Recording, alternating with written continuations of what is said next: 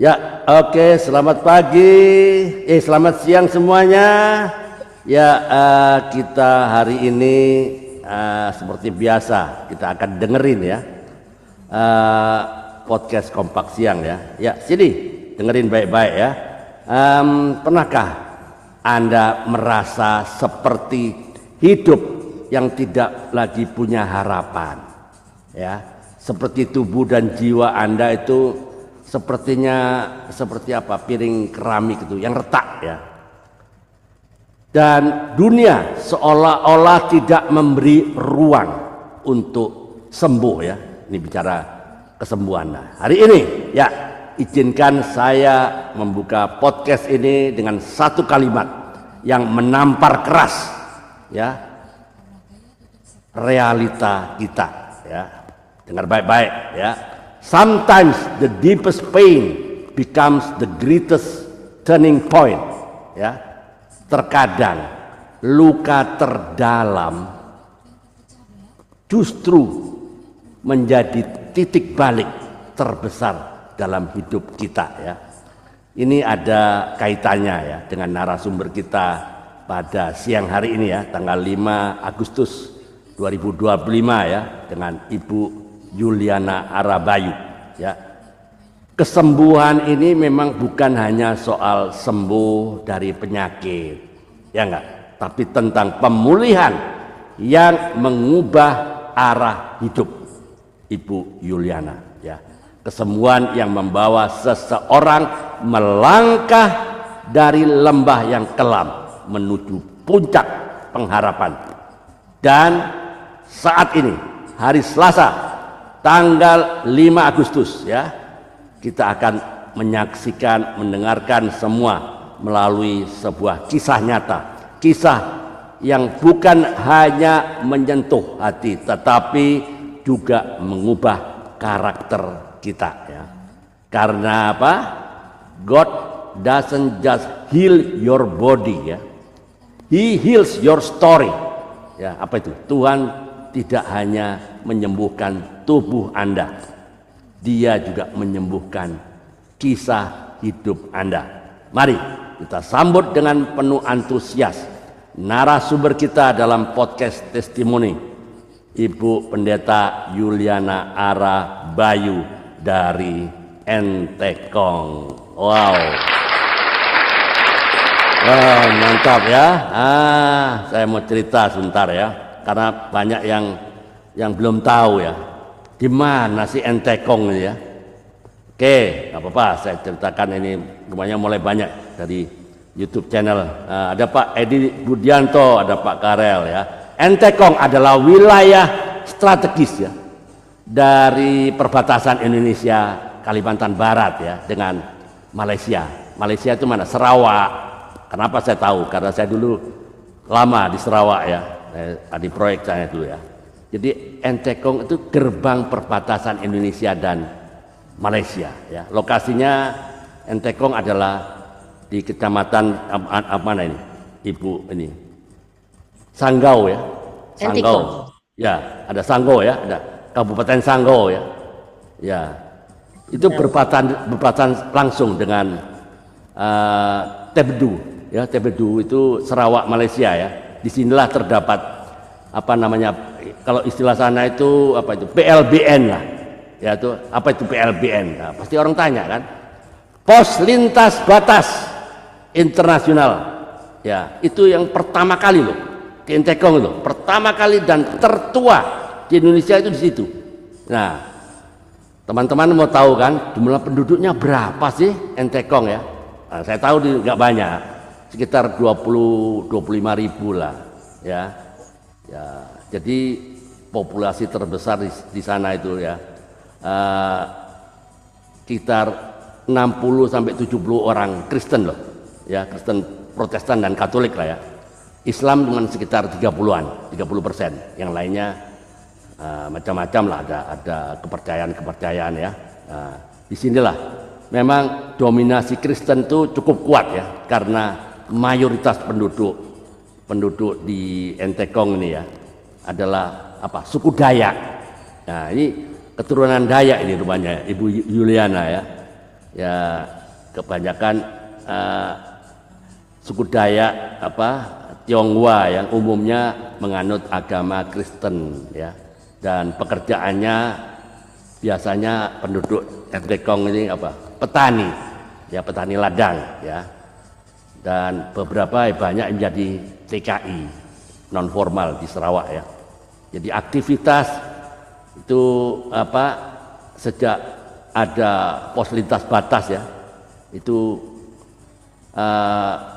kawasan ekonomi di sana itu untungnya biaya hidup itu rendah di sana ya. Ya koreksi saya Bu Yuliana kalau saya salah ya.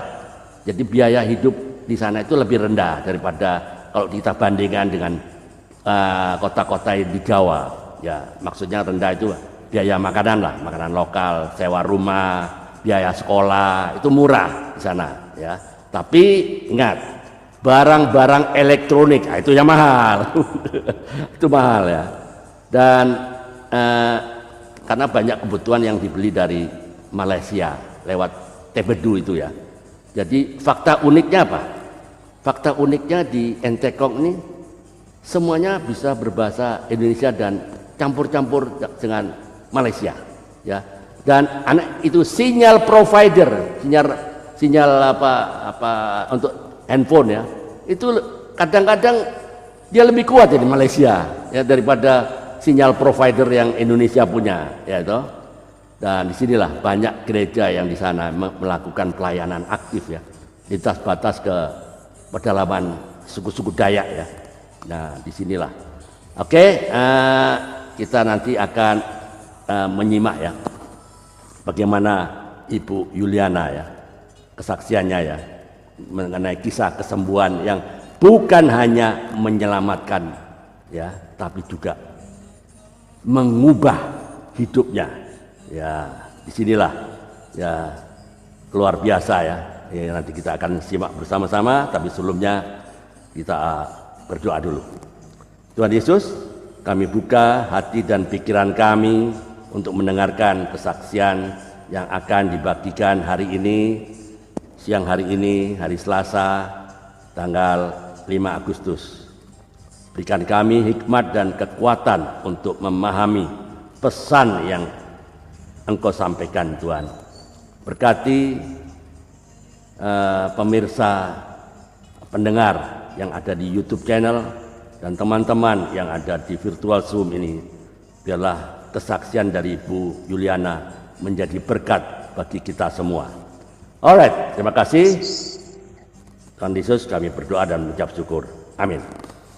Ya, bersama saya hari ini ya kita akan menyimak sebuah kisah yang luar biasa dari Ibu Yuliana Ara yang bukan hanya diselamatkan tapi diubahkan total dan dipakai Tuhan untuk melayani dan memberitakan firman kepada ibu-ibu di desanya yang belum mengenal Tuhan Yesus ya. Oke, selamat datang di podcast Kompak Siang. Siapkan hatimu karena kisah hari ini bisa jadi adalah cermin bagi perjalanan iman Anda sendiri ya. Selamat datang Ibu Yuliana, selamat siang teman-teman yang ada di YouTube channel, yang ada di virtual Zoom ini, yang menyaksikan ya teman-teman perhatikan baik-baik ya dari kesaksian ini. Kita akan banyak belajar ya, kita akan juga bisa terinspirasi dan kita juga akan termotivasi ya. Sometimes we human give up easily ya, when we go through the process of God ya. Terkadang kita manusia mudah menyerah ya jika kita melewati prosesnya Tuhan. Terlebih lagi ya Ibu Yuliana yang sudah mau memberikan waktu hari ini untuk sharing kesaksian pribadinya di mana dia mengalami Kristus secara pribadi. Disinilah kita bisa berbagi, bisa sharing bagaimana mengalami Tuhan secara pribadi. Dan himbauan saya, ajakan saya kepada teman-teman yang saat ini saya lihat saya perhatikan di YouTube channel ya. Tolong komentar yang ditulis di kolom komentar, berikan komentar dengan baik dan bijak ya, dan sopan, tidak saling menyerang. Kesaksian dari tamu-tamu kita yang di YouTube channel ini ya, agar kita semua bisa berkomentar dengan bijak dan baik, tidak saling menyerang ya. Karena kita percaya semua agama itu mengajarkan kebaikan ya. Oleh sebab itu mari kita saling menghargai, mari berkomentar dengan menuliskan komentar dengan baik ya. Puji Tuhan kita semua hari ini diberkati ya oleh sharing dari Ibu. Teman-teman, mari kita siapkan hati kita untuk menggali lebih dalam, memahami lebih luas. Welcome to the Revival and Recovery Room. Selamat datang di ruang kebangkitan dan ruang pemulihan. Bentar ya, Ibu Yuliana, saya mau berikan layar dulu. Spotlight for everyone. Ya, oke. Bentar. Saya sebagai pendamping saja. Oke, ya. Oke, saya Bu Yuliana bisa mulai menceritakan dengan singkat ya tentang keluarga ya. Tadi saya sudah sempat berikan kisi-kisinya ya tentang keluarga ya, asalnya dari mana, berapa saudara kandungnya, dan apa kegiatan Ibu Yuliana sehari-hari. Ya teman-teman, tetaplah bersama kami, tetap stay tune. Narasumber kita adalah Ibu Yuliana Ara ya. Kalau mau dengerin podcast ini ya mari kita dengarkan. Alright, let's begin. The floor is yours. Make it simple, make it meaningful. Saatnya podcast Kompak Siang bicara. Time start now. Let's begin. Silakan dimulai. Monggo Pak, silakan Bu. Oke, shalom semuanya. Tuhan Yesus memberkati. Terima kasih banyak kesempatan yang sudah diberikan kepada saya sebagai hamba Tuhan. Ya saudaraku, jadi saya bersyukur, saya berterima kasih kepada Bapak, saya bisa bertemu dengan saudara di tempat ini, bukan satu kebetulan, tetapi ini semua karena kemurahan Tuhan. Puji Tuhan, sebelum saya menjadi seorang hamba Tuhan, saya adalah orang yang tidak mengenal Tuhan, ya. Kami dari mulanya agama Katolik, ya saudaraku, kami agama Katolik, mungkin hampir semua gereja, mungkin yang di kampung sana tuh gereja GKMI dengan gereja GKTI, iya GKMI dengan pokoknya ada tiga gereja, jadi itu kami jalani semua. Jadi itu waktu saya masih gadis, saya belum mengenal Tuhan, tapi saudaraku, walaupun saya tidak mengenal Tuhan, saya dipercayakan waktu itu mengajar sekolah minggu di GKMI, gereja GKMI ya. Berturut-turut saya mengajar, akhirnya apa yang terjadi, saudaraku, saya kena sakit yaitu lambung saya sudah luka, terus didukun, akhirnya ambil dukun, sana sini berobat, saudaraku. Jadi mama angkat saya adalah dukun yang terbesar, ya, dukun yang terbesar, sampai dikatakan napas saya ini sudah ada di dalam air. Akhirnya mereka berdukun, ambillah napas saya dalam air. Terus tiba-tiba napas saya ada di pohon pinang, di atas pohon pinang. Diambillah, naiklah ke pohon pinang, enggak juga sembuh. Nah, saudaraku, saudaraku ya, begitu terus. Apa yang saya alami selama saya sebelum mengenal Tuhan, banyak sekali penyakit yang saya rasakan. Tapi akhirnya saya mendengar ada itu saudaraku, itu dari abang saya, karena memang saya sudah gelana, udah berbulan-bulan setiap saya pergi ke sekolah, saya selalu pingsan di tengah jalan. Sadar-sadar saya sudah di kantor waktu saya masih SMP. Saya masih SMP itu saudaraku, kelas 3. Nah, jadi selama saya kelas 3 itu saudaraku tidak berhenti pingsannya di pinggir jalan, selalu di tengah jalan waktu pergi sekolah. Nah, akhirnya apa yang terjadi? Saya mendengar ada KKR gitu di kampung kita, ada KKR, terus tiba-tiba abang saya, belum saya ngomong dengan abang saya ikut KKR. Nah, ibu KKR, kami tidak mau ikut KKR karena kami masih gadis nih, bandel-bandel kan, tidak suka. Nah, akhirnya apa yang terjadi? Lalu tiba-tiba abang saya datang sama bapak, katanya, saya mau Ara ini didoakan karena saya dipanggil Ara di kampung. Saya mau adik Ara didoakan supaya Tuhan bisa sembuhkan dia karena udah di dukun sana sini, udah dibawa berobat kemana-mana tidak sembuh-sembuh. Untuk apa? Kata bapak saya, nggak ada guna itu. Dia bilang, pokoknya didoakan kata abang saya karena satu-satunya doa itu yang belum kita coba. Kita coba dulu lah bapak katanya. Tidak mau saya. Saya tidak mau anak saya didoakan. Lalu saya bilang, udah saya didoakan aja. Saya bilang. Nah sekali saya dengar saya ngomong seperti itu, bapak saya tidak berani karena saya mau didoakan. Pada waktu saya didoakan itu saya memang udah dikatakan udah parah, saudaraku ya, udah parah. Tapi itulah karena Tuhan mungkin rencana Tuhan itu indah pada waktunya. Lalu saya bilang sama Tuhan di dalam hati, Tuhan kalau saya sembuh saya mau menjadi hamba Tuhan. Tolong saya Tuhan. Nah apa yang terjadi saudaraku? Pada waktu saya didoakan saya merasa saya diurapi Tuhan seperti disiram dengan es. Dari ujung kepala sampai ujung kaki. Lalu saya bilang, kok saya dingin banget gitu. Saya dingin benar, saya bilang gitu. Tolong saya selimut. Nah ternyata bukan dingin karena badan sakit saudaraku, tetapi dingin karena urapan Tuhan. Ya, karena saya tidak tahu ya. Jadi akhirnya tengah malam jam 1 itu tiba-tiba saya mau makan karena memang selama saya sakit itu nggak mau makan. Nggak bisa terima nasi ya, perut saya ini sakit. Karena udah luka, ya lambung sudah luka ya, sudah parah ya. Kalau saya muntah saudaraku kuning semua tuh, air. Tidak ada makanan di dalam. Akhirnya tiba-tiba tengah malam saya minta makan, lalu mama saya dengan bapak saya potong ayam kampung. Jadi dibikinkan bubur saudaraku, akhirnya saya makan.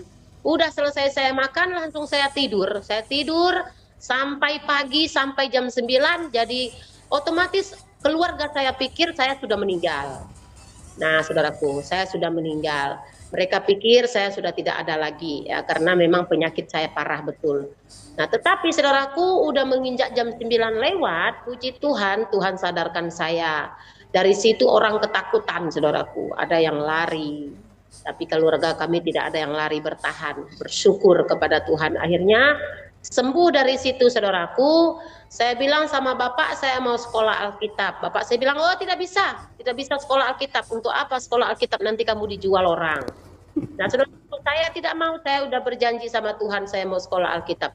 Dari setiap perjuangan saya mau pergi sekolah Alkitab, saudaraku, dari itu bapak tantangan saya sama bapak saya mau bunuh saya, lebih bagus saya bunuh kamu daripada kamu mati di luar.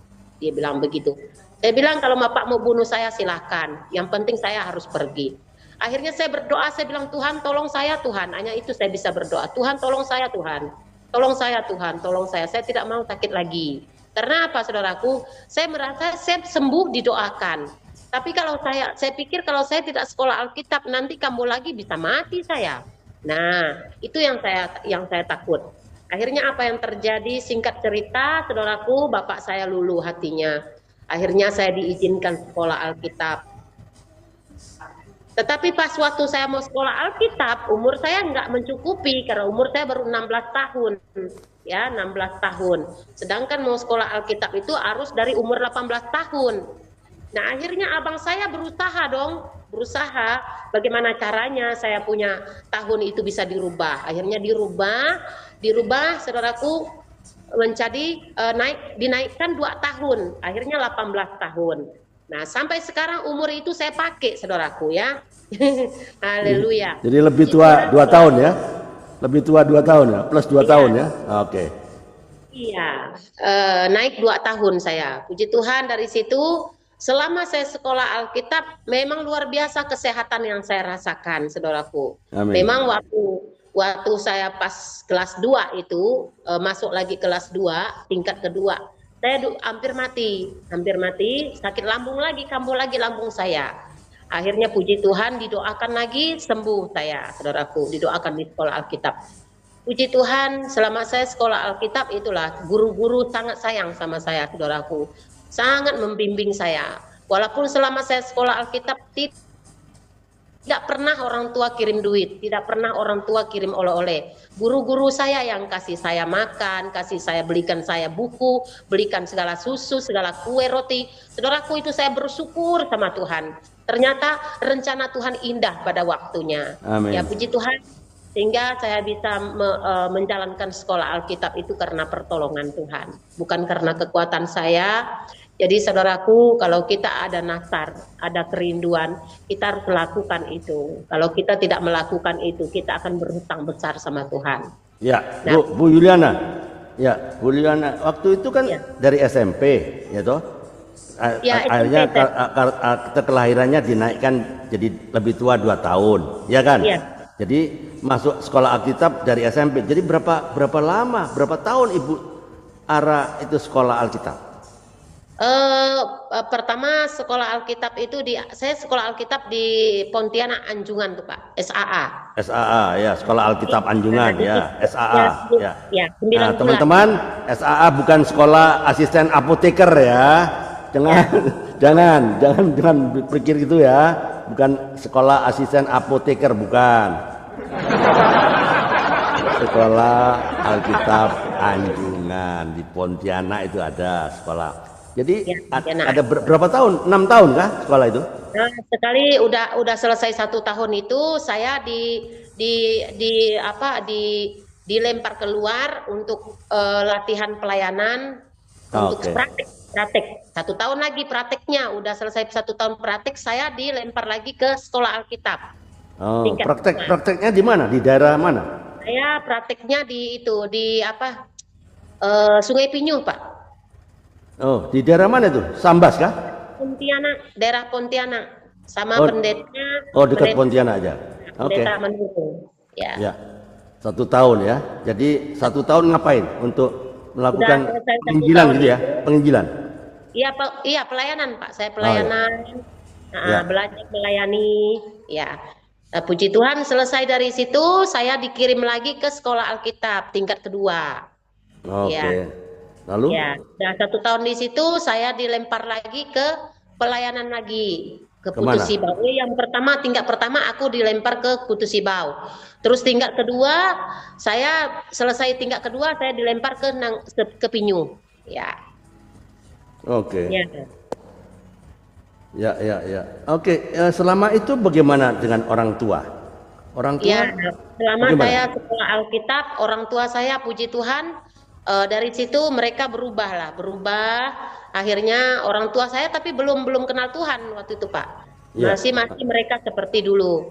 Nah, akhirnya Loh, bukankah orang tua punya kepercayaan Kristen juga kan? Katolik kan? Katolik mereka walaupun Katolik tapi mereka berhala tuh Pak. Nah, berhala masih percaya itu ya. Iya. Kuasa-kuasa gelap ya. Gelap Masih. lah. Ya, oke. Lalu kapan orang tua mengalami perubahan? Selesai itu singkat cerita udah itu dengan pas saya sedang pelayanan di Nangapinuh itu tiba-tiba kerusuhan Dayak dengan Madura itu. Madura ya. Ya. Puji Tuhan pas kerusuhan itu saya langsung dikembalikan ke Putus Sibau. Dijemput abang saya yang polisi ke Putus Sibau. Akhirnya sampai di Putus Sibau sana, puji Tuhan belum sampai 2 tahun, akhirnya bapak saya rindu mengenal Tuhan. Saya ajak ibadah mau mereka. Nah, tapi belum dibaptis mereka tuh belum dibaptis karena belum mau dibaptis. Jadi karena memang mereka bilang kami kan udah dibaptis, katanya untuk apa dibaptis lagi? Gitu. Oke. Ya. Okay. Ya. Bagaimana dengan ibu? Ibu juga ikut? Ya, akhirnya pada waktu itu kan kami pelayanan di sana di Putus Sibau. Tiba-tiba saya ketemu dengan calon suami saya juga di Putus Sibau. Dia baru selesai sekolah Alkitab. Oh, orang mana dia? Orang Kalimantan juga kan? Orang Manado, Jepri Mokodompit. Oh, orang Manado. Ya, orang Manado. Kenapa dia sekolah Alkitab kah? Dia selesai sekolah Alkitab langsung dipraktekkan ke Putus Sibau. Akhirnya ketemulah dengan saya. Saya sudah pelayanan 5 tahun. Sudah 5 tahun saya pelayanan di Putus Sibau, pelayanan sendiri, lalu ketemulah dengan suami saya tuh. Jarak jauh kah dari Pontianak ke Putus Sibau? Jauh? Lumayan itu Pak, 1 hari. Oh, 1 hari perjalanan jauh ya? Termasuk hari. Kalimantan apa itu? Sama Kalimantan Barat juga. Masih tapi Kalimantan Barat ya? udah ke Puas Ulu, udah dekat Badau. Oh, oke. Ya. Ya, Lalu, akhirnya mm-mm. sekali udah ketemu dengan suami saya, ya puji Tuhan dari situlah mereka orang tua saya ya mereka bertobat Pak, bertobat mengenal Tuhan. Ya puji Tuhan, walaupun mereka sudah mengenal Tuhan dari situlah Tuhan akhirnya Tuhan panggil mereka. Terus kami bersaudara ada 6 orang, saya yang paling bungsu. Ya, Oke. ya, Itu Ibu Nidar yang di mana di Depok ya?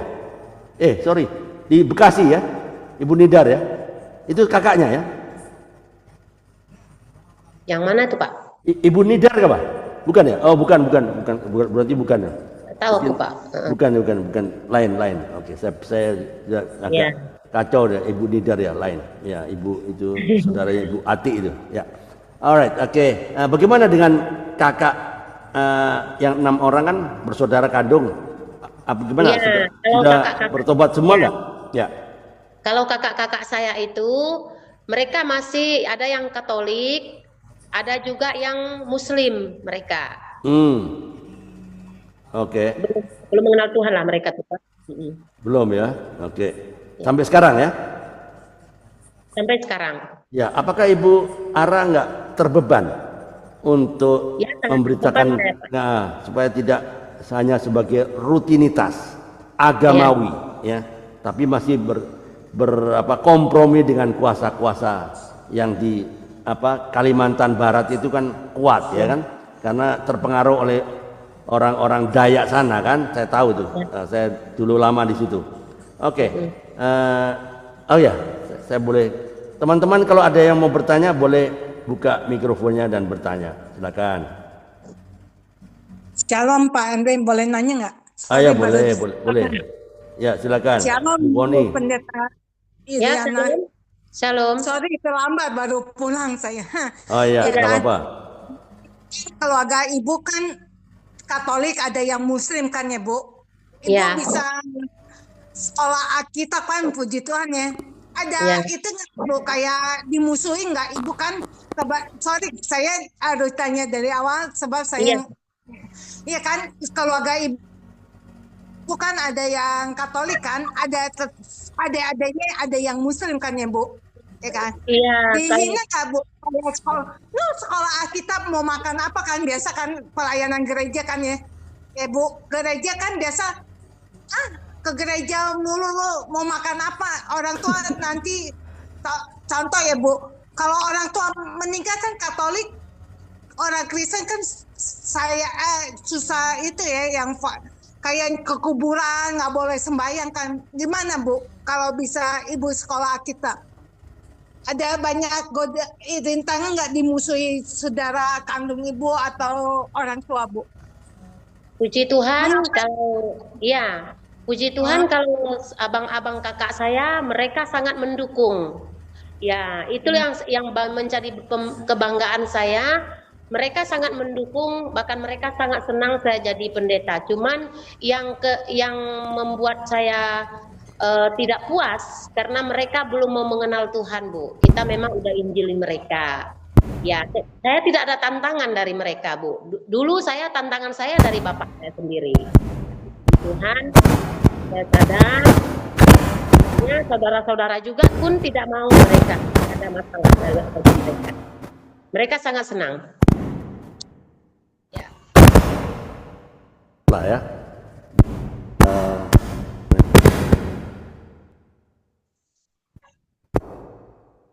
Tidak kedengaran suara Bapak. Iya, keren. Mau tanya Pak Andre.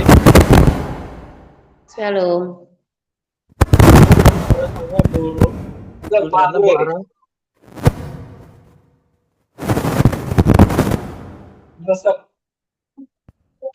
Halo.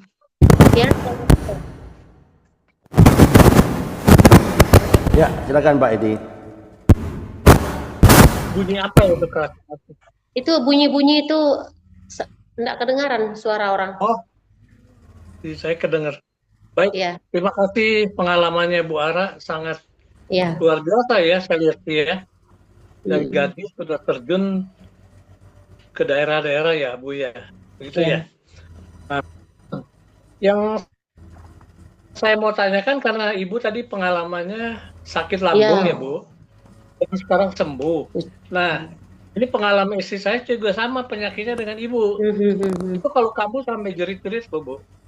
Kalau Mhm. muntah nggak pernah dia, muntah nggak pernah. Tapi perutnya melilit, kita bawa ke UGD atau disuntik, baik. 5 menit Mhm. udah baik lagi. Tapi kalau nggak dibawa ke UGD, waduh, sengsara dia. Nah, Mhm. kira-kira gimana Bu istri saya itu Bu?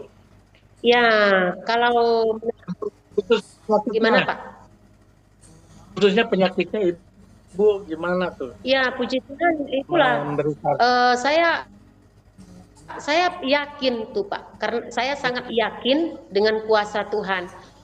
Karena memang dokter, semua dokter bilang waktu itu, sampai paman Hmm. saya kan dokter juga kan, Hmm.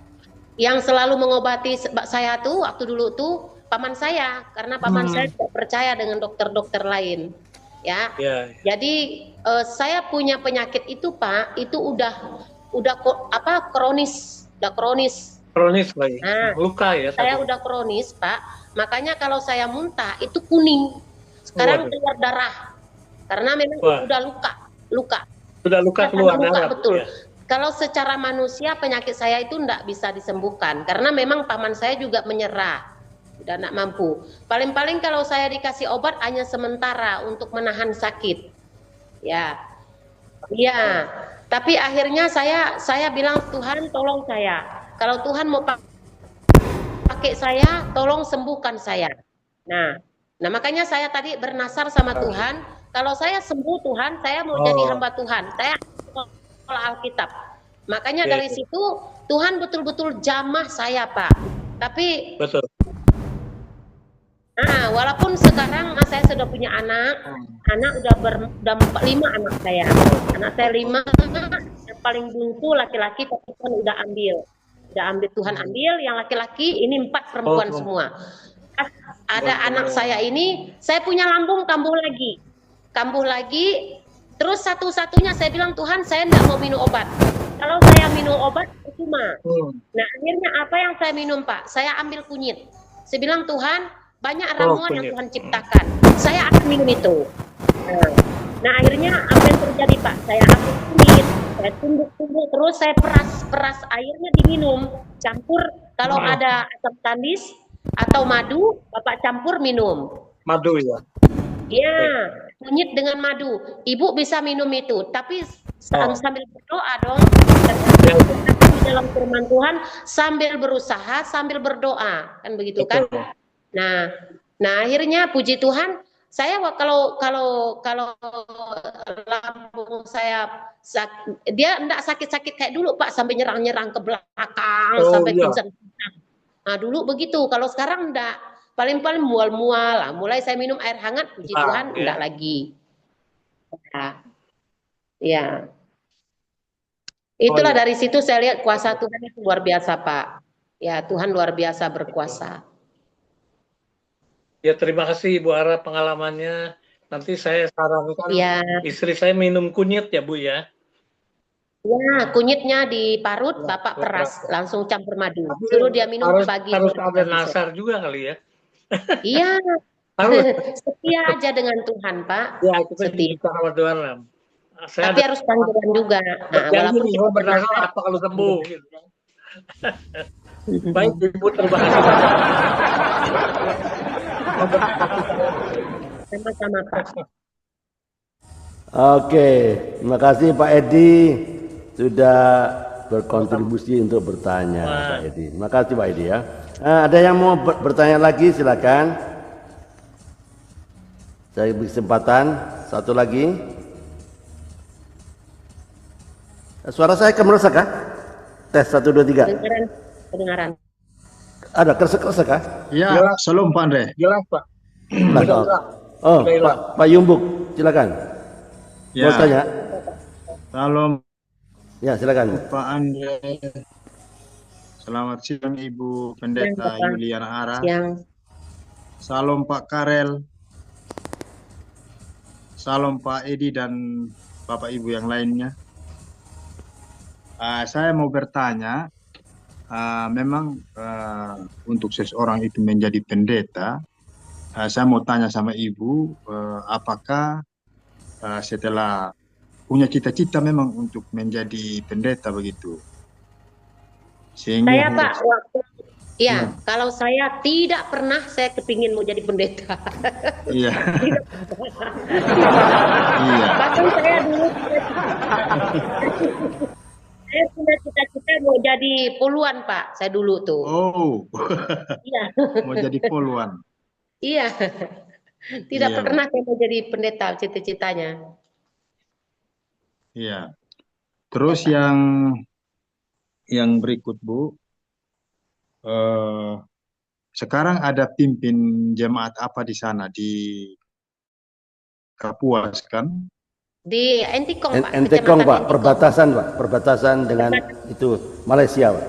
Ada pos lintas batas di situ Pak. Oh, Ya, Ya, Entikong, pos lintas batas Kalimantan tertua Utara kalau yang begitu ya. pertama Kalimantan ya, Kalimantan ya. Wih, Ya, ya, yang pertama iya, dia pos lintas batas yang tertua dan yang pertama di Indonesia. Di situ dah. Oke, silakan. iya, iya, iya. Jauh itu kalau begitu Ibu ya, ya, dari Pontianak. ya. Iya, Ya, kalau di sini saya melayani di gereja GSPDI Philadelphia, gereja pokoknya Pantai Costa, Pak.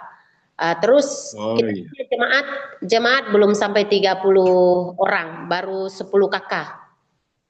Ya, iya, iya.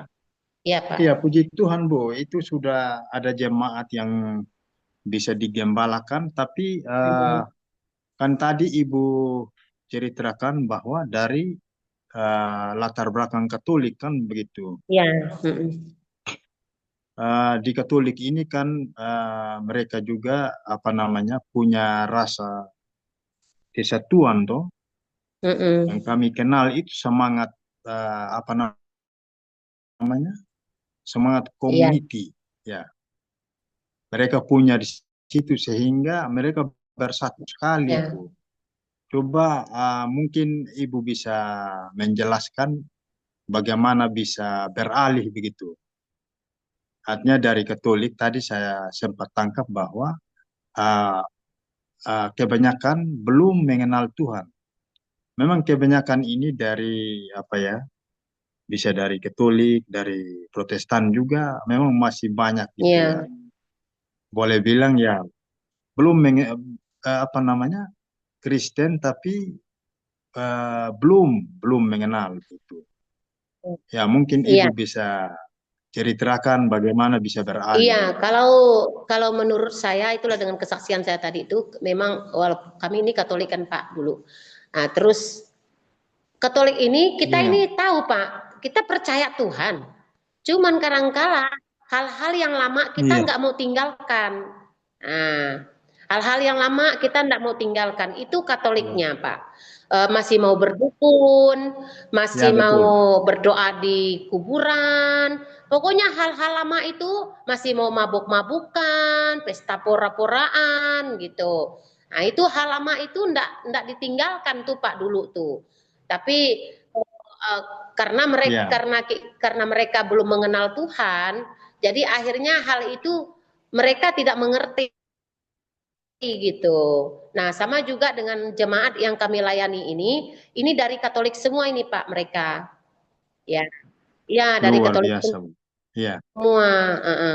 Puji Tuhan, ya mereka udah enggak seperti dulu lagi gitu.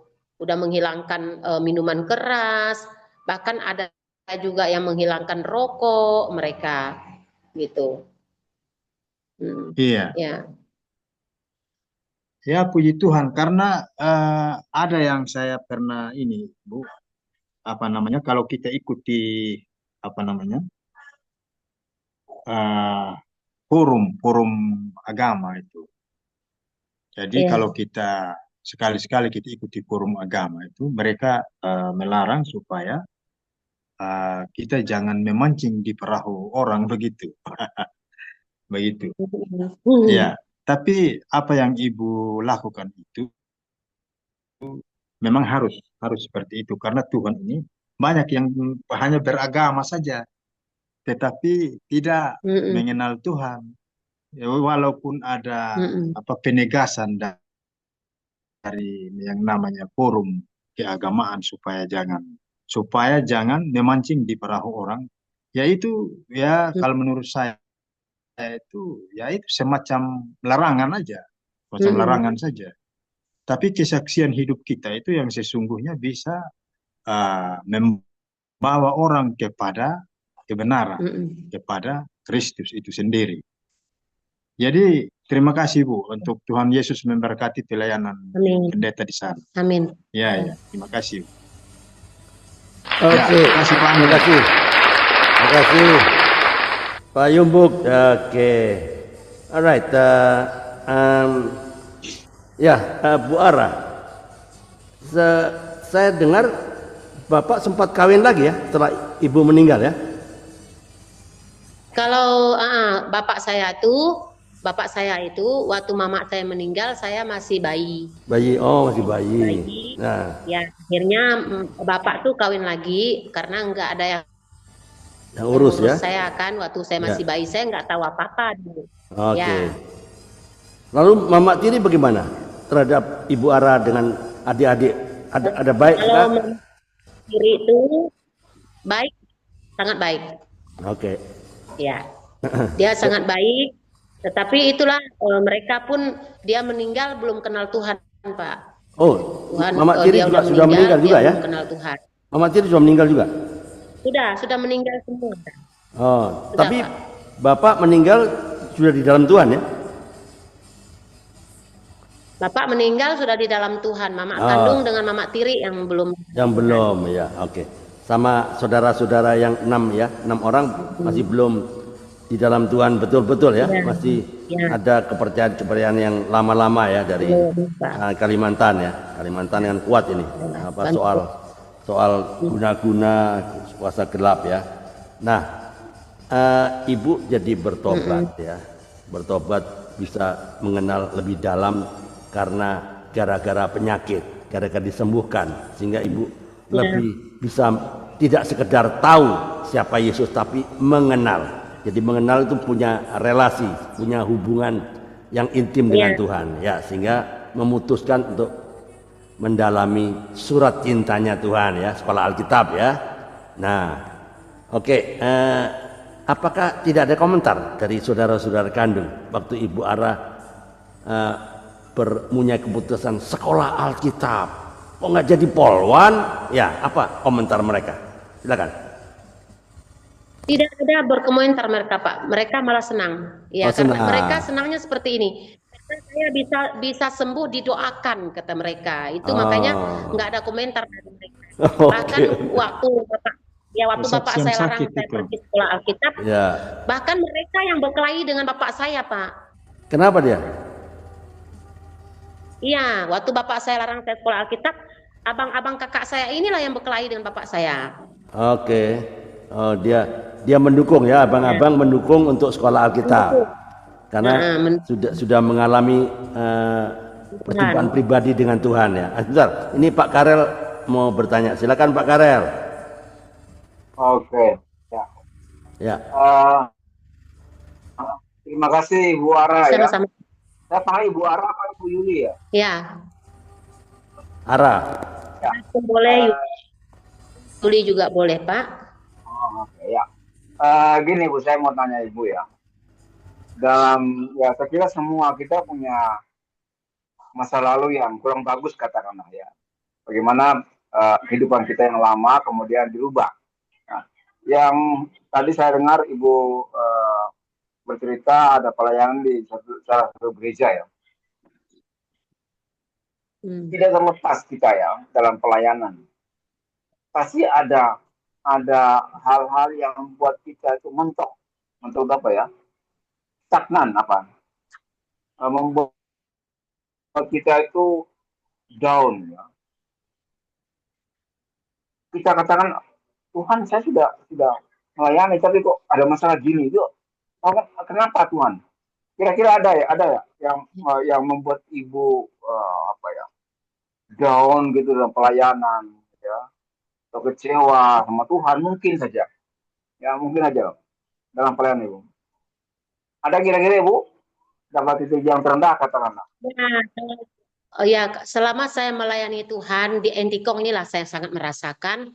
Saya melayani di Entikong sudah 18 tahun. Satu umur dengan anak saya yang paling bungsu. Waktu kami pindah dari Pontianak, saya waktu pergi dari Putus Sibau itu, saya diminta pelayanan panti asuhan di Pontianak.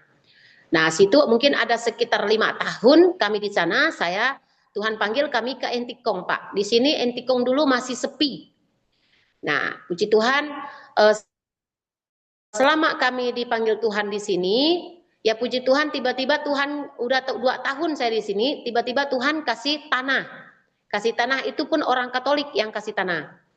Nah, terus akhirnya waktu saya dapat tanah ini, ya puji Tuhan, kami langsung tinggal di sini. Semua penggusuran itu memang Tuhan kirim, Tuhan kirim untuk gusur tanah ini karena memang bukit-bukit, Pak.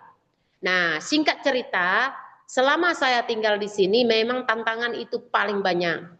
Saya selama 18 tahun di sini, Pak, udah 6 kali saya mau lari dari pelayanan.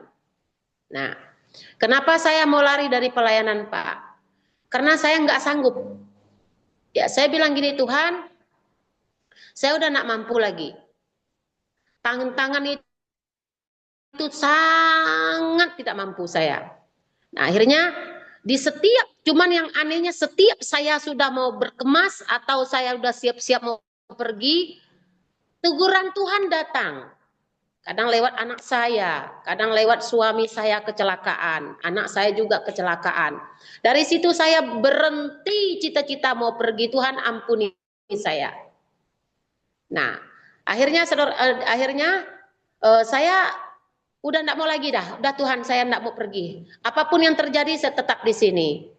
Nah, akhirnya walaupun ya dikatakan kami di sini kadangkala dibilang bahwa kita pendeta yang seperti inilah, gerejanya seperti inilah. Kadangkala teman-teman yang ini pendeta ini, ada satu pendeta bilang gini, kamu itu ndak bisa melayani katanya, karena karunia kamu itu beda katanya, bukan mengembala. Terus karunia saya apa? Aku bilang gitu. Aku bilang tanya sama dia kan, kamu tahu nggak karunia saya? Apa? Aku bilang, karunia kamu itu menginjil loh katanya. Katanya bilang begitu. Karena kalian kan sering keluar KKR, berarti menginjil dong katanya. Nah, kalau kamu karunia mengembala, pasti umatmu banyak, dia bilang gini. Lalu saya tanya begini, saya balik tanya sama dia. Oh iya Kak, saya bilang, begini saya tanya sama kamu. Di dalam Alkitab ada tertulis enggak? Aku bilang, kalau kita melayani Tuhan, harus 100 orang di situ. Atau harus 50 orang di situ. Atau harus 1000 orang di situ. Adakah tertulis di situ? Saya rasa enggak ada ya. Setahu saya di dalam Alkitab, kamu pendeta, saya pendeta. Di dalam Alkitab Tuhan katakan 2-3 orang datang kepadaku, aku ada di situ. Jadi saya melayani Tuhan dengan jujur. Saya nggak mau ambil jemaat orang. Saya punya jemaat di sini, Pak. Saya mau cerita. Itu yang membuat saya nggak mampu. Apa maksud Tuhan? Saya pikir gini. Jemaat saya ini ada hampir 200 di sini dulu. Tiba-tiba ini dulu kan masih sepi. Mungkin Bapak Andre juga tahu. Masih sepi, belum ada gereja. Pertama-tama gereja masuk, ada 2 gereja di sini. Gereja kita dengan gereja Katolik yang masuk di sini. Sekali gereja Sungai Yordan datang, gereja GKTI datang, gereja GBI datang, dan sebagainya bla bla bla bla bla, datang semua. Tiba-tiba jemaat ini ada yang melihat gereja sana bagus, pergi ke sana. Orang sana ramai, pergi ke sana. Tapi ada juga pendeta yang datang, besut pergi ke jemaat kita, dibesut, dijemput. Nah, dari situ saya kecewa, Tuhan, saya tidak mau melayani, saya mau pulang. Nah, tiba-tiba ada satu pendeta yang di Manado sana, masih keluarga suami saya, itu jemaatnya tuh banyak dan mereka jemaat itu pandai berkorban, Pak, pandai memberi.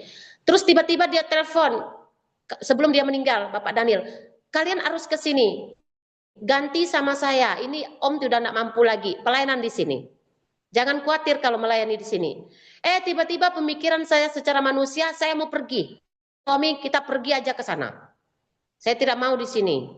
Nah, akhirnya apa yang terjadi? Suami saya kecelakaan lagi ditabrak motor, saudaraku, terpelanting. Akhirnya dia punya gendang telinga itu rusak sebelah. Saya berdoa, saya puasa, Tuhan ampuni saya. Nah, akhirnya Tuhan sembuhkan dia. Memang betul-betul mujizat. Setiap saya minta sama Tuhan, saudaraku, di saat kecelakaan, di saat ada saya nggak berdaya, itu Tuhan turun tangan. Memang betul-betul Tuhan campur. Dari situ Tuhan, apa yang maksud Tuhan? Jemaat saya tinggal berapa? Orang ambil, orang jemput, orang besut. Tapi yang saya pikir, saudaraku, makanya saya katakan sama teman saya ini, yang penting saya melayani dengan jujur, dengan air mata. Tuhan katakan kalau kita melayani dengan bersih, Tuhan katakan, mari sini anakku. Tetapi kalau kita melayani Tuhan dengan tidak bersih, aku bilang artinya kita jemput jemaat orang, kita nggak mau, aku bilang ambil cari jiwa-jiwa, kita mau yang enak, ambil jemaat dia sana, yang mudah diambil. Itu Tuhan bilang, enyahlah engkau daripada aku tidak kenal engkau. Saya sempat marah, Pak, saya sampai gitu dengan teman. Diam kawan saya tuh. Saya tidak seperti kalian, besut-besut rumah jemaat orang, saya bilang. Saya tidak seperti kalian. Saya bilang gitu. Saya memang sempat emosi, Pak. Namanya manusianya kita ini. Nah, tapi sekarang saya bilang sama suami, terserah Tuhan. Tuhan mau buat apa kita di sini. Yang penting kita melayani mereka ini, walaupun hanya berapa orang. Sudah. Kalau Tuhan mau kirim jiwa, Tuhan kirim jiwa ke sini. Mereka datang sendiri. Udah. Nah, itu. Saya sekarang cuma berpikir seperti itu, Pak. Ya. Tantangan banyak, Pak. Bukan tidak banyak-banyak. Ya, harus sabar, Bu Pendeta. Yang Pak Yundu bilang, jangan memancing di perahu orang. Ya kan? Perahu orang. Ya, itu yang terjadi. Banyak di sini. Itu. Ya. Banyak begitu. Betul. Ya. Tapi percayalah ya. Ada upah di balik itu semua kan. Tuhan yang akan berperkara. Ya, oke. Lanjutkan. Ya, silakan Pak Karel, lanjut. Terima kasih Pak Andre. Ya, saya cuma tadi bilang ikannya pindah akuarium itu Ibu Ara ya. Dari akuarium yang satu. Oke. Ya. Terima kasih Pak Andre. Terima kasih. Oke. Terima kasih Pak Karel. Ya, terima kasih. Saya Ya. mohon pamit ya. Oke. Terima kasih Pak Karel. Oke. Ya, ada yang mau bertanya lagi, silakan. Boleh buka mikrofonnya, boleh dibuka, silakan. Saya Pak Andre. Oh ya, Belum silakan. puas tadi. Ya, boleh Bu Honi. Jalan Bu. Ya, Bu Honi Tangerang, silakan. Kan sebagai gembala tidak mudah ya. Ya kan Bu. Gimana Ibu bisa kuat menjadi gembala? Kan dombanya berapa orang aja, contoh 30 aja, kita sebagai gembala pusing ya. Satu domba sama domba lain kan beda-beda ya Bu, sifatnya, karakternya kan. Gimana Ibu bisa kuat mengurus domba yang Tuhan percayakan? Bisa kuat Ibu, kan ada jadi harus apa kan kerohaniannya. Ibu bisa kuat sampai sekarang melayani domba. Gimana Bu di gereja Ibu? Iya, puji Tuhan, walaupun kita punya jemaat di sini tidak banyak ya, tapi karakter mereka macam-macam ya, sangat macam-macam. Memang kalau secara manusia mungkin kita nggak mampu Bu, tapi saya selalu bilang sama Tuhan, Tuhan mampukan kami, mampukan saya Tuhan, kasih hikmat. Makanya setiap saya bilang sama anak-anak, kita perlu hikmat Tuhan. Kalau kita tidak ada hikmat dari Tuhan, tidak ada yang sanggup kita melayani tempat ini. Kenapa? Karena kita dibenturkan dengan jemaat ini, karakternya ada yang keras, ada yang lembut, bahkan yang paling yang menyakitkan hati kita kadangkala secara manusia, yang namanya kita gembala ya, kita enggak punya gaji ya, kita enggak punya gaji. Jemaat ini kan anak kita, otomatis kita perlu mereka kan, perlu mereka untuk berkorban. Dari kalau kami punya jemaat di sini, saudaraku, mereka belum bisa untuk berkorban. Ya, tapi puji Tuhan dengan kesabarannya saya, tiba-tiba bulan yang kemarin Tuhan kirim jiwa ke sini. Tuhan kirim jiwa suami istri, walaupun orang pendatang. Jadi mereka itu sangat berkorban untuk di tempat ini. Walaupun mereka baru kenal Tuhan. Mereka baru kenal Tuhan, belum lama dinikahkan juga mereka. Belum lama juga dibaptis. Ya puji Tuhan, makanya saya bilang Tuhan berikan kesabaran. Aku tidak ngerti maksud dan rencana Tuhan. Gitu. Tetapi Tuhan lebih tahu hati saya. Nah, oleh sebab itu supaya saya mampu menghadapi tantangan ini, Tuhan beri hikmat buat saya. Saya pikir begini Bu, kalau saya tidak pakai hikmat dari Tuhan, saya udah mau lari terus kayak kemarin-kemarin kan. Nah, karena saya nggak sanggup. Kadangkala kita kelaparan, kadangkala kita nggak ada beras, kadangkala kita nggak ada apa-apa. Itu yang 2 tahun yang lalu itu selalu seperti itu, udah tahun-tahun yang udah lalu-lalu itu. Kebanyakan seperti itu kami. Kadangkala aku cabut ubi, kadangkala beras tinggal 2 cantin atau 1 cantin, itu khusus untuk anak-anak. Saya dengan bapaknya tuh dikatakan puasa terpaksa. Nah, dari situlah saya sekarang kebanyakan saya mau lari dari pelayanan. Tambah lagi jemaat dikatakan dipancing-pancing orang kan, orang pancing ikan terus di dalam kita. Nah, tapi sekarang saya bilang gini, Tuhan yang memanggil, Tuhan yang menolong. Amin. Saya hanya berpatokan seperti itu, Bu.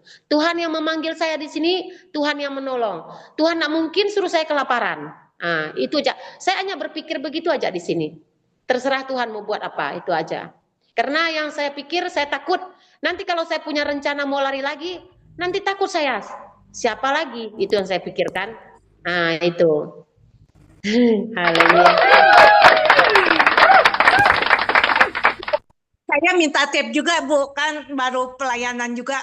Gimana supaya saya juga bisa setia kayak Ibu kan? Bukan pendeta, itu hamba Tuhan pelayanan biasa juga.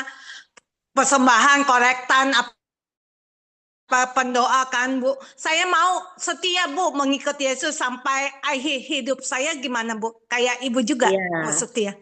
Kalau menurut saya begini Bu, memang ya namanya bukan cuma umat Tuhan aja ya.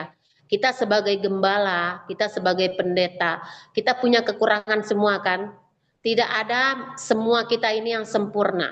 Baik dia pendeta senior, baik dia yang membangkitkan orang mati, baik dia menyembuhkan orang sakit, dia tetap punya kelemahan, tetap punya kekurangan. Jadi satu-satunya Bu, satu-satunya kalau supaya Ibu bertahan di dalam Tuhan, Ibu tetap berdoa dan berpuasa kepada Tuhan. Memang kadangkala kita lemah ya Bu ya. Kita lihat orang di gereja itu, kadangkala ada yang membuat kita tersinggung, kita udah emosi Bu, ya. Kita udah emosi, udah tak mampu lagi dah. Malas aku pergi ke gereja itu. Si ini bah begini, si itu bah begitu. Gembala itu pun begitu juga. Nah, tapi satu-satunya yang membuat kita kuat bertahan di situ hanya doa. Hanya doa, hikmat dari Tuhan. Karena kalau kita mengandalkan hikmat dari Tuhan, kita selalu dengar suara Tuhan, Bu. Kita selalu dengar suara Tuhan. Tuhan selalu katakan, di saat kita punya pemikiran begini, aduh si ini begini, dengar suara yang seperti itu. Jangan kamu ikutin apa yang kamu lihat. Nah, kadang-kala Tuhan kasih seperti itu sama kita. Saya juga seperti itu Bu. Baik anak saya waktu dia lemah, suami saya juga waktu lemah, mereka udah tidak terlalu aktif berdoa atau aktif menyembah Tuhan, saya selalu ingatkan sama mereka. Nah, kadang-kala di saat di dalam satu rumah ini, tidak semua kuat kita Bu. Ada salah satu yang kuat, itu yang dapat membimbing kita, menguatkan kita. Nah, saya begitu dengan anak-anak, dengan suami. Walaupun suami saya pendeta juga, kadang-kala dia juga lemah. Ya, namanya sebagai suami, sebagai bapak rumah tangga, ya kadang-kala merasa menyerah. Lalu saya bilang, untuk apa kita menyerah? Apa yang ada, itu yang kita lihat. Apa yang ada, itu yang membuat kita bertahan. Saya bilang, yakin Tuhan kasih tolong. Nah itu aja Bu. Bagi saya seperti itu. Ya. Satu lagi ya, kurang. Bagaimana supaya kita menjadi dewasa rohani, bukan godaan kayak ih kamu setia mau ngapain? Pelayanan gereja mau makan apa kan perkataan kan eh, suka kan yang hamba Tuhan khotbah keras apa-apa kan mudah bagaimana supaya saya secara pribadi aja supaya dewasa rohani Bu, supaya mengikut Tuhan suka duka tetap mencintai Tuhan kan. Hidup ini adalah kesempatan untuk melayani Tuhan baik suka dukanya Bu, supaya dewasa rohani jangan bayi-bayi mulu. Umur tambah tapi dewasa kita kecil kan percuma Bu. Makasih. Amin. Oke. Ya, bayi rohani ya, jangan bayi Ya. rohani, betul. Saya terus terang saya minta maaf dulu Bu ya. Saya terus terang saya minta maaf dulu sama Ibu. Jadi saya udah tahu Ibu dari awal memang. Kenapa? Saya baru kenal Ibu, saya sudah tahu. Ibu mudah tersinggung kan Bu? Benar kan Bu? Iya. Nah, jadi begini, ini terjadi di mana-mana Bu, terjadi di mana-mana. Saya punya jemaat di sini Bu, seperti itu. Jadi mereka bilang, Pak Pendeta itu katanya enak kalau dia khotbah, tapi kalau ibunya khotbah tajamnya, apa khotbah seperti itu terus, katanya dibilang gitu kan. Nah, terus jadi jangan salah Bu, kita karena di dalam ayat firman Tuhan itu, di dalam ayat firman Tuhan itu kan, yang membuat kita selamat, yang keras itulah, ya, ayat yang keras itulah. Kenapa? Kalau kita tidak menjalani, kalau kita tidak berani menginjak yang keras itu Bu, atau menginjak duri itu, kita tidak akan nyampai kepada tidak nyampai ke dalam kerajaan surga. Contoh seperti ini. Seandainya kita kayak kita ini, kayak aku lah, aku mudah tersinggung dengar contoh Ibu pendeta kan. Aku tersinggung nengok Ibu, mudah tersinggung nengok Ibu apa khotbah. Aku katakan Ibu katakan gini ya, Tuhan terima kasih. Tuhan terima kasih. Engkaulah yang berbicara itu Tuhan, bukan pendeta itu Tuhan. Bukan Ibu pendeta, bukan Bapak pendeta. Engkaulah yang ngomong itu Tuhan. Nah, di saat Ibu ngomong seperti itu, Ibu pasti merasa lega. Merasa lega. Bahkan urapan Tuhan itu datang kepada Ibu. Nah, disitulah Ibu akan bertahan. Apapun yang terjadi, baik gembala itu punya kekurangan, baik jemaat itu punya kekurangan, Ibu pasti bertahan. Nah itu pasti bertahan. Dari situ Tuhan katakan, hai anakku, kesinilah kamu, marilah. Aku kalau ngomong seperti itu, Bu, itu menunjukkan kepada diri saya sendiri, betul. Saya seperti ngajar saya sendiri, Bu. Kenapa? Karena banyak sekali pengalaman yang saya rasakan di sini membuat saya mau lari, bahkan membuat saya kepingin berhenti jadi pendeta. Ya, bahkan kepingin berhenti jadi anak Tuhan gitu. Nah, tapi kadang-kala saya berpikir, Tuhan, Engkau disalibkan, tidak pernah Tuhan mundur, bahkan tidak pernah Tuhan tawar-menawar. Tuhan terus maju sampai Tuhan disiksa, dicambuk, diludah. Tuhan tetap bertahan. Saya selalu mikir itu, saudaraku. Terus kenapa kami? Kenapa saya ini Tuhan? Sedangkan saya tidak disalibkan, saya tidak dicambuk, kok saya nggak bertahan. Cuman karena perkataan itu yang membuat kita tercambuk, Ibu. Jadi masa aku harus mundur, Tuhan. Nah, kadang-kala saya berpikir seperti itu, Bu. Nah, begitu juga, Ibu. Supaya Ibu bisa bertahan, bisa melayani Tuhan dengan baik, jadi jemaat yang setia, pelayanan yang setia. Ibu harus pikir itu, bagaimana cara Tuhan waktu disalibkan. Ya, di saat kita mikir itu, Bu, Ibu pasti menang. Amin. Ya, Ibu pasti menang. Karena memang proses Tuhan sama kita tuh bermacam-macam, Bu. Macam-macam. Ya. Makasih Bu. Oke, Bu. Ya, Pak Andre, ya. saya silakan. Oke. Ini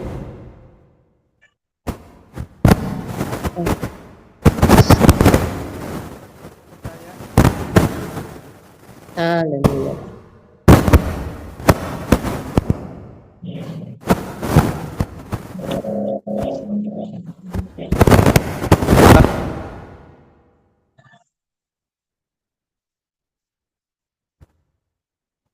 Haleluya Yesus. Tidak kedengaran, Pak? Hilang kan suara saya? Ya, Hilang suara saya? udah ada. Sudah, Pak. Oke. Ya, waktu ibu bapak meninggal, jadi siapa yang ngurusin keluarga, Bu? Waktu bapak saya meninggal, karena memang kayak kami ini orang Iban ya Pak. Saya Dayak Iban. Saya belum kasih tahu. Saya Dayak Iban. Dua Dayak saya, Dayak Kantuk dengan Dayak Iban. Bapak saya Dayak Kantuk, mama saya Dayak Iban, orang Malaysia. Oh, jadi biasa Jago Iban ya? Tahu. Makai,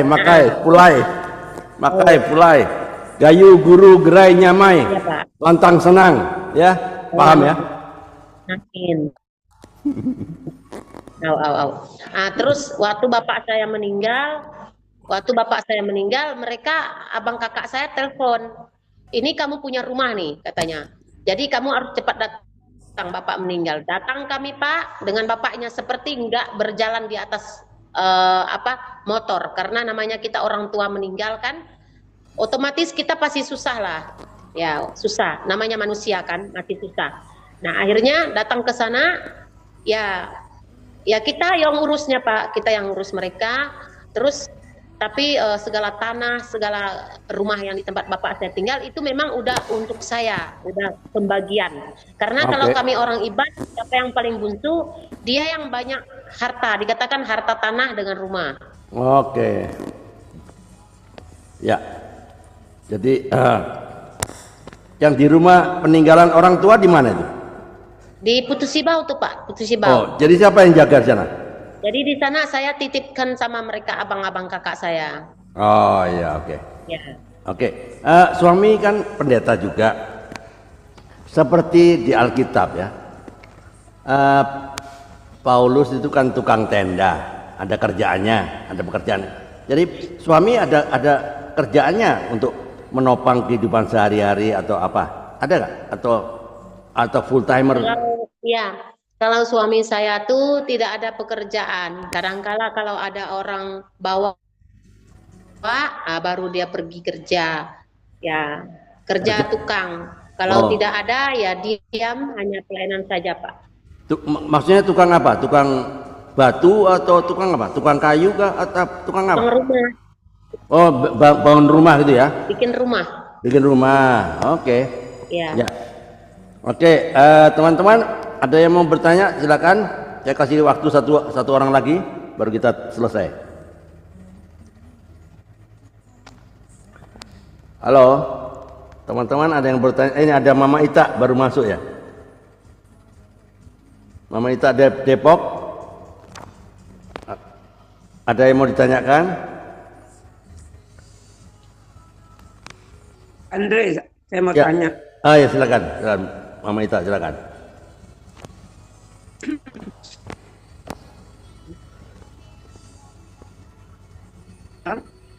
Salam juga, salam kenal walaupun Tadi susah masuknya kah? Masuk Zoom-nya susah kah? Ikutin juga Masuk linknya susah? Nggak ada Zoom-nya saya. Apanya? Sama saja kan? Nggak ada linknya. Tapi kemarin sama aja. Iya, tapi udah saya hapus karena udah hapus. Oke. Udah kehapus gitu. Ya. Saya pakai link lama juga jadi tadi, Pak. Iya, sama aja. Ya. Saya ikutin juga walaupun telat masuknya. Oke. Pertanyaan saya begini. Langsung aja pertanyaan. Kan Ibu mau masuk sekolah pendeta. Itu sulit sekali. Halangannya yaitu orang tua. Padahal orang tua udah kenal Tuhan Yesus karena Katolik kan. Pasti dia mengenal gitu. Pertanyaan saya, alasan apa sampai Bapak begitu keras untuk Ibu Ara tidak di sekolah Alkitab? Itu aja tuh, Bu. Ya, puji Tuhan. Terima kasih, Ibu. Ya, karena memang bapak saya itu, dia paling kuat sayang sama saya, Bu. Waktu mama saya meninggal, jadi dia pengganti mama. Dia mamaku, dia bapakku. Jadi bapak saya itu, Bu, saya sakit dah setengah mati. Apalagi kalau saya jatuh apa gitu, dia tidak bisa lihat saya. Kayak dia kayak mau mati katanya dia kalau lihat saya kesakitan. Jadi makanya bapak saya itu dia kuat sayang dengan saya. Makanya waktu saya mau sekolah Alkitab itu mati-matian dia tidak mau mengizinkan saya pergi sampai berkelahi dengan abang, sampai berkelahi dengan kakak-kakak lain. Nah, terus sampai mereka bilang kalau Bapak mau bunuh aja kami katanya, bunuh aja kami semua kata mereka. Jadi akhirnya ya karena doa dari gembala yang mau bawa saya pergi ke sekolah Alkitab, ngirim saya ke sekolah Alkitab, doa mereka itulah yang luar biasa kan, besar kuasanya, dapat mencamah bapak saya, akhirnya bapak saya jadi luluh gitu. Jadi izinkan. Dengan satu syarat kata bapak saya, jangan harap kami mau kirim biaya ya, jangan harap saya kirim duit. Memang betul-betul sampai dua tingkat saya sekolah Alkitab itu enggak pernah saya dikasih biaya sama bapak apalagi uang. Tapi puji Tuhan, Tuhan tidak pernah tinggalkan saya. Itu. Ya, Bu. Oke. Jadi alasannya sangat sayang ya sama ibu, sangat sayang. Iya. Paling sayang bapak saya. Terus saya pertanyaan kedua ya Bu ya, saya begitu kagum dengan ibu dengan kekuatan yang Tuhan berikan tentang pelayanan ibu. Dari ibu yang belum ada melayani, belum ada gereja, baru gerejanya ibu Kristen sama gereja Katolik, sehingga berjalan begitu bagus. Datang gereja ini. Nah, disitulah kelihatan mulai ada problemnya, yaitu perebutan domba ya. Tapi ibu bagus sekali, ibu bertahan sesuai dengan kehendak Tuhan. Yang ibu saya pegang tadi, 2-3 orang berkumpul dalam nama Tuhan, dalam nama Yesus, aku hadir di situ. Amin. Jadi memang pengembalaan itu nggak penting yang banyak, tapi pengembalaan itu yang penting umatnya bertumbuh. Karena bukannya gembala beranak gembala, harus domba beranak domba. Jadi biar aja domba itu yang Tuhan kirim, domba yang sangat-sangat sesuai dengan visi misi ibu untuk pengembalaan itu. Nah, akhirnya ibu bertahan di situ sangat bagus ya Bu ya. Nah, puji Tuhan, semoga apa yang ibu tanamkan walaupun hanya beberapa jiwa, beberapa domba, tapi tetap ibu jalankan gitu, walaupun problemnya banyak sekali tuh ya, cobaan-cobaan dengan kecelakaan, tapi ibu tetap diam. Itu aja Pak Andre, saya hanya memberikan kekuatan. Tuhan berkati Ibu, terima kasih semuanya. Iya. Oke. Itu aja Pak Andre. Oke, terima kasih Mbak Ika.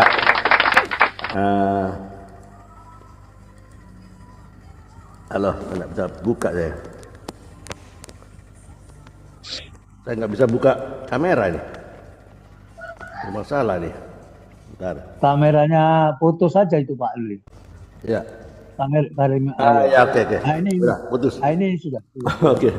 Ya, terima kasih Mama Ita ya. Saya jelaskan sekali lagi, ada bedanya tahu Tuhan Yesus atau kenal. Kebanyakan orang Malaysia ya, itu Sarawak ya. Karena saya lama di Sarawak ya. Di Sarawak itu hanya sekedar tahu Yesus itu juru Tuhan, Yesus itu juru selamat, tahu. Tapi tidak kenal. Kalau kenal tuh beda kan? Ada relasi. Kita semua orang Indonesia tahu Jokowi, tahu, bukan nggak tahu dia presiden. Tapi kan belum tentu kenal, ya nggak? Kalau kenal ada relasi, jadi ada akses untuk dia. Nah, kebanyakan orang Malaysia, saya lama di Malaysia, jadi saya bisa bahasa Iban dikit dah. Karena di sana kan kalau nggak salah setahun sekali merayakan Gawai, yang Bu, ya Gawai. Pernah dengar Bu Gawai? Ya, Gawai itu seperti apa itu? Pengucapan syukur hasil buminya itu melimpah. Di situ akibatnya apa? Kebablasan. mereka itu merayakan gawe itu Iya. dengan minuman keras sampai mabuk-mabukan, itu tidur di jalan-jalan, ya seperti itu kegiatan mereka. Padahal mereka percaya Tuhan, percaya, ya tahu Tuhan, tahu Yesus, tahu siapa dia, ya tapi belum tentu kenal. Ini masalahnya, ya banyak yang begitu kan, ya. Oke, Pak Bambang, ada yang mau ditanyakan, Pak? Udah Pak, lanjut. Oke. Lanjut aja. Oke, saya akhiri. Bu Ara, bisa tolong berikan pesan moral apa, Bu, terhadap kesaksian Ibu, ya? Bagaimana Ibu disembuhkan sehingga Ibu betul membalas kasih Tuhan yang luar biasa, ya. Selain dia menebus dosa kita, tapi Ibu sudah disembuhkan, jadi membalas dengan betul-betul mau full heart, ya. Full heart itu sepenuh hati, ya, dengan sekolah Alkitab, pelayanan, penginjilan, walaupun secara ekonomi tidak menguntungkan.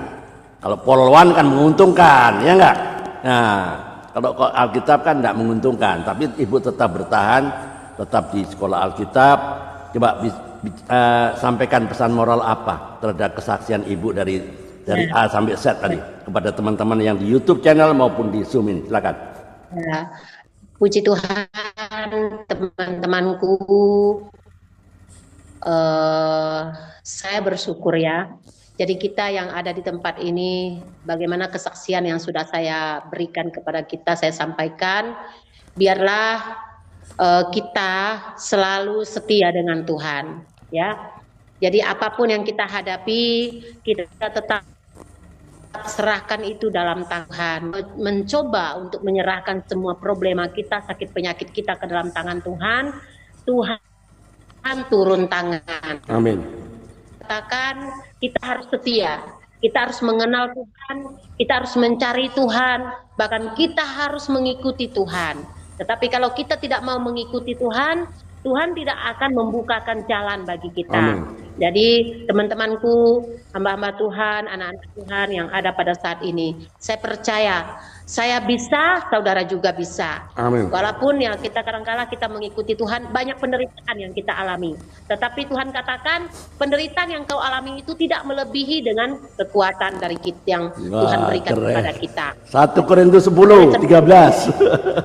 Ya, jadi oleh Mantap. sebab itu kita harus bisa mampu untuk mengikuti penderitaan-penderitaan yang Tuhan berikan dalam kehidupan kita, karena tidak sama penderitaan kita dengan penderitaan Tuhan. Ya, jadi kita harus bisa menyerahkan diri kita, memberikan diri kita kepada Tuhan. Puji Tuhan. Saya yakin saudara bisa, saudara pasti setia dengan Tuhan. Tuhan Yesus memberkati. Amin. Luar biasa. Oke, Ibu Yuliana Arabayu, ya, saat ini sudah memberikan pengalamannya, kesaksiannya bagaimana dia mengalami Kristus, ya, secara pribadi. Dia yang tadinya ya sekedar ya bayi-bayi rohani, ya, bawa dot susu kemana-mana, ya, bayi-bayi rohani kan begitu, bawa dot susu. Ya banyak di sini pun banyak orang rohani udah lama kenal Tuhan, kenal, ya toh, sekedar ya hanya sekedar tahu, ya, tapi tidak kenal, ya, bawa dot susu kemana-mana, ya toh. Kalau ada mudah tersinggung, mudah nggak usah gereja lah, karena korbannya tersinggung. Nah, yang saya dapatkan pesan moral yang dari Ibu Ara, ya, apa yang kita dengar hari ini adalah bukti, ya, bahwa kesembuhan yang dialami oleh Ibu Ara dari Tuhan bukan hanya menyentuh tubuhnya, tapi sekaligus yang mengangkat seluruh hidup Ibu Ara, termasuk kita semua, di mana menuju ke mana, ke dimensi yang baru, ya toh. Luar biasa hari ini, ya. Healing is not the end, ya kan? It's the beginning of a transformed life, ya. Kesembuhan bukanlah akhir yang dialami oleh Ibu Ara, kan? Jadi kesembuhan bukanlah akhir, ya. Healing is not the end, ya. Kesembuhan itu bukan akhir, tapi awal dari kehidupan yang diubahkan. It's a beginning of a transformed life, ya. Ketika Tuhan menjamah hidup kita, kita tidak hanya sembuh, ya, penyakitnya nggak sembuh, nggak hanya sembuh, tapi kita diperbarui, dimurnikan, dan sekaligus Ibu Ara diutus untuk menjadi apa? Kesaksian bagi dunia. Wah, keren nggak? Nah, maka jangan pernah remehkan ya penderitaan yang sedang Anda semua alami saat ini ya. Sebab siapa tahu itulah jalan ilahi yang akan mengubah seluruh arah hidup Anda ya. Amin. Tuhan yang Maha Kasih, kami bersyukur atas kisah kesembuhan yang telah kami dengar hari ini lewat kesaksian dari Ibu Ara. Kami percaya bahwa Engkau adalah Allah yang menyentuh hati, menyentuh tubuh dan jiwa kami dengan kuasa kasih-Mu. Teguhkan setiap pendengar yang di YouTube channel ataupun di Zoom ini agar tetap berharap hanya kepadamu Tuhan. Dan jadikanlah kami semua saksi-saksi-Mu, saksi hidup, dan kuasa penyembuhan-Mu terjadi atas kami. Di dalam nama Tuhan Yesus Kristus kami berdoa dan mengucap syukur. Amin. Alright, jika Anda diberkati dengan kesaksian dari Ibu Ara, diberkati dengan podcast ini, silakan boleh subscribe, comment, like, and share ya. Hari ini silakan comment, like, share, boleh sampaikan kepada teman-teman yang lain, ke komunitas lain ya. Jadi dengar baik-baik. Don't keep the medicine of yourself ya. When the world is dying from the disease ya, jangan simpan obatnya untuk diri Anda sendiri saat dunia sedang sekarat karena penyakitnya ya. Save the lost at any cost, selamatkan yang terhilang berapapun harganya. Keep your fire burning, keep your feet walking, keep your mouth speaking the truth ya. Jaga apimu tetap menyala, jaga langkahmu tetap bergerak, jaga mulut Anda tetap mengatakan kebenaran firman Tuhan. Karena jika bukan kita, siapa lagi? Karena jika bukan sekarang, kapan lagi? Amin. Terima kasih, tetap semangat. Tuhan Yesus memberkati. Sampai ketemu dengan podcast besok siang. Amin. Tuhan Yesus berkati. Amin. Terima kasih Pak.